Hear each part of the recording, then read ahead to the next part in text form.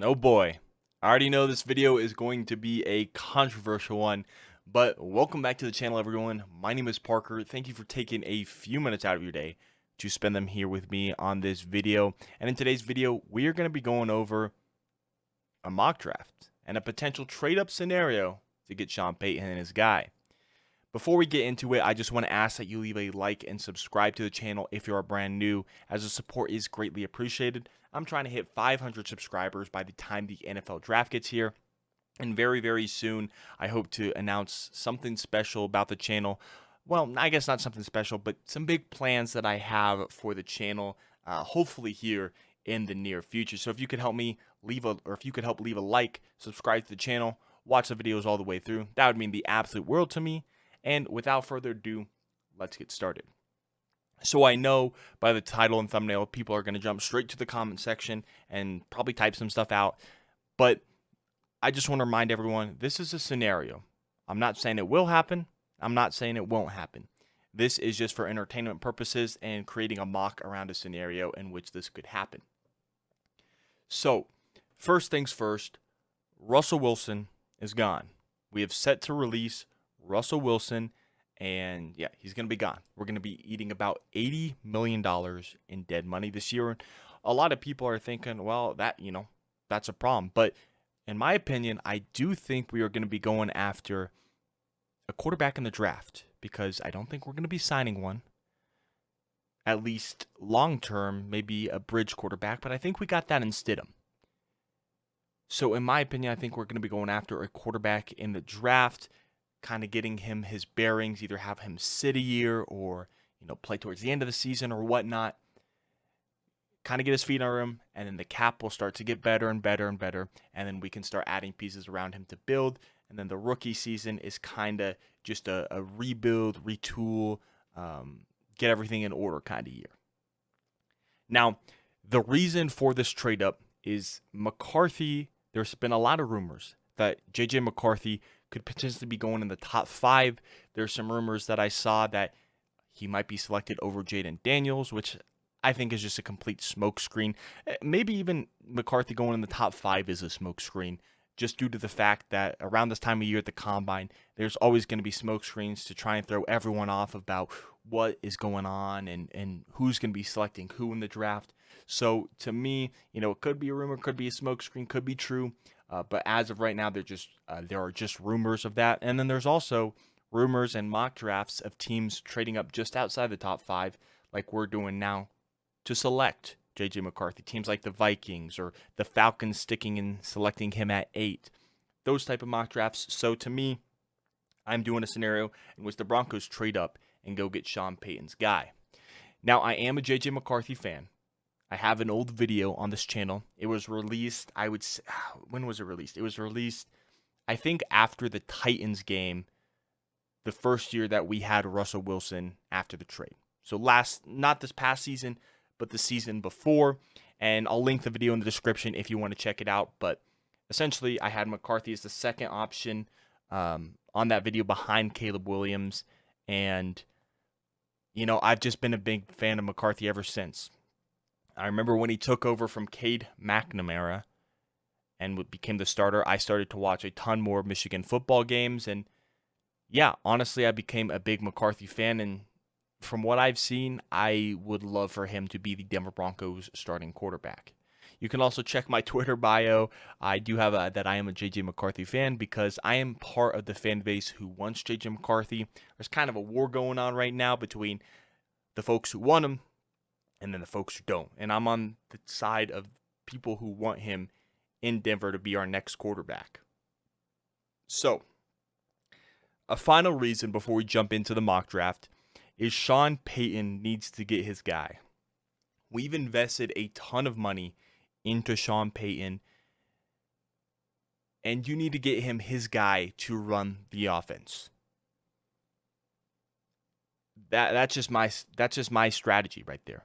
You have to get Sean Payton his guy to run his offense. You've invested a lot of money into it, and if you want to be successful, you have to get the guy who Sean Payton can run his offense through at the quarterback position, because it is the most important position in all of sports. They touch the quarterbacks touch the ball every single play on offense and control where it goes. And so you have to get Sean Payton his guy. And to me, I think JJ McCarthy is that guy. That's just me. But we'll get into the actual mock now. We're going to go over the trade. We're going to go over everything. So we're going to get that started right now. I just want to remind you, though, that Jesus is king. And I pray that you give your life to him. He's got a plan and a purpose for you. And I just hope that you trust with your whole heart and believe with your whole heart that Jesus died on the cross for your sins. Because if you do, you'll go to heaven. It's that simple. It's that easy. It's not through going to church. It's not through doing good works that get us to heaven. Yes, those things are good. But it's solely through Jesus' sacrifice and what he did on the cross, dying and being resurrected 3 days later, which gets us to heaven. So a lot of people won't like that I'm sharing this, but it's my personal message, and I feel like it's important as a Christian to share this message with as many people as possible. But with that being said, let's go ahead and let's jump into the mock draft. So first things first, here is the trade, and we'll go over everything later. I think that the trade isn't super important in terms of, I guess, the grand scheme of things. This is just the ideal. Did I just say grand scheme of things? The grand scheme of things. Jeez, I am super tired. But in terms of the grand scheme of things, I don't think that the trade details necessarily matter. I guess the swapping of the first round picks, yes, obviously. But then I do think we'll give up our third, and I think we're going to have to give up something else on top of that. But you can switch that with whatever you want. Maybe a future fourth or something like that. But here's what I decided to do. It's going to be a first-round pick swap, so the Broncos get the 7th overall pick, and the Titans get the 12th. The Broncos will also pick up another 5th-round pick, 145th overall, and the Titans obviously get those 2/3, the 76th overall pick, and our 3rd-round pick in 2025, which is next year's draft. So I guess the next question is, why the Titans? Well, like I mentioned in the intro, there have been a lot of teams potentially trading up for McCarthy. There's been some mocks that I've seen him go in the top 5. There's been some mocks where the Falcons stick and select him at 8th overall. And there's been some trades where I've seen, I think one where I've seen us, the Broncos, trade up and select him. And then there's some that I've seen the Vikings trade up and select him. And there's some that I've even seen the Giants trade up from 6 to select him. But here is my opinion. If JJ McCarthy is Sean Payton's guy and he's in striking distance, he's not going to be patient about it. He's going to go and get his guy to run his offense and be the quarterback of the future for the Broncos. And so I think 7 is about that range. I think 1 through 5 is a bit expensive. 1, I think Chicago's taking Caleb Williams, so I feel like that boat has kind of settled of the major trade package if you want to trade up to 1. I think 2, Washington is going to be selecting their quarterback of the future at number 2. At 3rd overall, it's interesting. I think the Patriots could definitely go Jaden Daniels. There's been rumors that, hey, I've seen even the Patriots select McCarthy at 3rd overall. So there have been some rumors, but the Patriots could go Marvin Harrison Jr., they could go Jaden Daniels, McCarthy potentially in this scenario. Obviously, they don't, but I could see them going in multiple different directions. Still think it's a little expensive for the Broncos to trade up. Then at 4, you have the Cardinals, which they could be open for business, but that'd still be an expensive haul for the Broncos. But if you really believe that McCarthy is your guy, but that is a little bit expensive at 4. And then at 5, it's the Chargers, and we're not trading with the divisional rival, nor would I think they would want to trade with us. Then at 6 is where it gets interesting. It's the Giants, and maybe they select McCarthy. Maybe they go receiver. I've seen some where the Giants trade up to 4 and select McCarthy, and then I've seen some mock drafts where the Giants just stick and select Rome Odunze and pass on a quarterback. It's very interesting. It's very interesting because I have seen the rumors of the Giants potentially, or the worst kept secret is the Giants are done with Daniel Jones. But like I said, it's all smokescreen. It's all smokescreen. But at 7 is about that sweet spot for me because you have the Titans, who are most likely going to be selecting an offensive tackle in the first round. And at 7, they could have two options available with the top two tackles in Joe Alt and Olu Fashanu. Maybe the Chargers take Joe Alt before and they only have Olu Fashanu. But either way, there's about 6 offensive tackles that I could see going in the first round. So I think the Titans move down a couple picks, pick up some extra draft capital, and they still are able to select a very talented offensive. So at pick 7, I am having the Denver Broncos select JJ McCarthy, quarterback out of Michigan. Now, as I've mentioned plenty of times already in this video, I'm a big fan of JJ McCarthy. That one video I posted of the potential future Denver Broncos quarterbacks, which I will link in the description below if you want to watch that full thing, posted that after the Tennessee game of year 1 under Russell Wilson's contract. And JJ McCarthy was the second name I put on there. And honestly, I started watching more Michigan games after JJ McCarthy took over from Cade McNamara a couple seasons ago. And ever since then, I've become a fan of JJ McCarthy. And now, honestly, I really want him on the Denver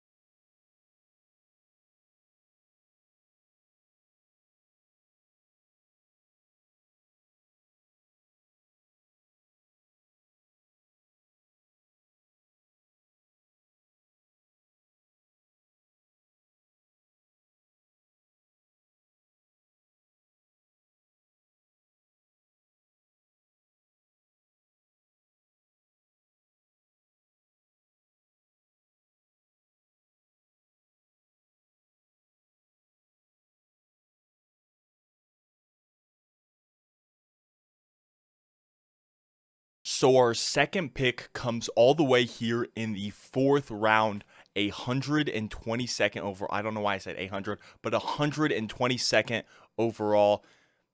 Now listen, to me, I think defensive line is the second position we need to address in this draft no matter what.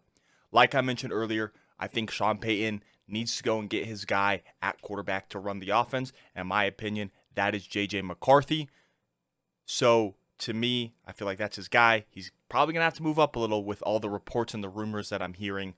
But the next pick, it absolutely needs to be interior defensive line because we struggled so much in stopping the run.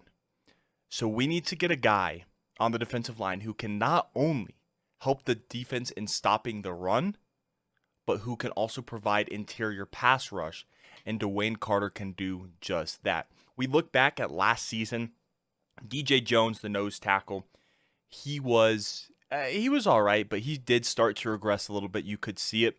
And then in the Broncos 3-4 system they run, the outside linebackers act as the edge rushers, and the defensive ends are interior rushers. So if we look at one of the defensive ends, we have Zach Allen, who started off the season very slow, but then picked it up as the season went along and has honestly been a very solid signing for the Broncos.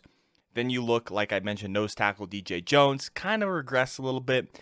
And then the other defensive end spot across from Zach Allen, that was a revolving wheel between Matt Henningsen and Jonathan Harris. I believe today the Broncos announced that they're not bringing Jonathan Harris back, which I had in my free agent video. So if you want to go check that out, make sure you go do so. But yeah, we need to find another guy there. I think I might have said guide on accident. But regardless, we need to find another guy there. I know we have Ioma Uwazurike, but I don't know if he'll be coming back next season. Got suspended for gambling. We'll see what happens to Ioma Uwazurike, but we need to address this position. Maybe we address it in free agency, and that can open up this pick. Not necessarily this pick, but the second pick for the Broncos. Whatever scenario happens. But yeah, in terms of what Dwayne Carter can do, well, he is a solid run defender. That is where he thrives, and that's honestly where I think we need, or what we need the most in terms of our interior rushers. Now, he can rush the passer as well. He will provide that interior pass rush, but he's going to eat up blocks, fill up gaps, force or running back rather to bounce outside or bounce to a different gap. And he is going to plug those gaps, let his teammates make some plays. So he's not always going to get credit for it, but he is going to be a big part in stopping the run, even if he doesn't get credit for, let's say, the tackles for loss or the sacks or whatnot. But he does provide an impact both in the pass rush on the interior and in stopping the run. You can see his stats here at Duke: 50 games, 125 tackles, 48 of them being solo, 77 assists. He had 24.5 tackles for loss and 12 sacks in I guess a decent ACC conference, but I don't think it was super crazy this year. But yeah, Dwayne Carter is the second pick for the Broncos. And yeah, let's move on to the next pick, and that is going to be pick 142 in the 5th round. Now, that who I have us selecting is wide receiver Jacob Cowing out of Arizona. Now, the reason for this is because there have been a lot of rumors recently that, the Broncos could trade one of Courtland Sutton or Jerry Jeudy. And then there was a rumor that I saw earlier today as of recording this that, hey, the Broncos could trade both Courtland Sutton and Jerry Jeudy. And that would open up a big need at wide receiver. Because who would we have? We would have Marvin Mims, Lil Jordan Humphrey. I like those guys, but are they necessarily a 1 and 2? I don't think so. So we need to address the position at some point. Now, would Jacob Cowing be a 1 or a 2? No, I'm not saying he would be, but I do think we need to address the position if we do trade one of Sutton or Jeudy, or even both of them. And heck, you could maybe even put it before defensive linemen if you needed to, in terms of a bigger need with the second pick in the draft. But right here, I have us grabbing Jacob Cowing out of Arizona. He played in 58 college games with 316 receptions, with 4,477 yards, 33 touchdowns, and he averaged about 14.2 yards per reception. Now, he isn't the greatest blocking receiver, so he does need to improve on that.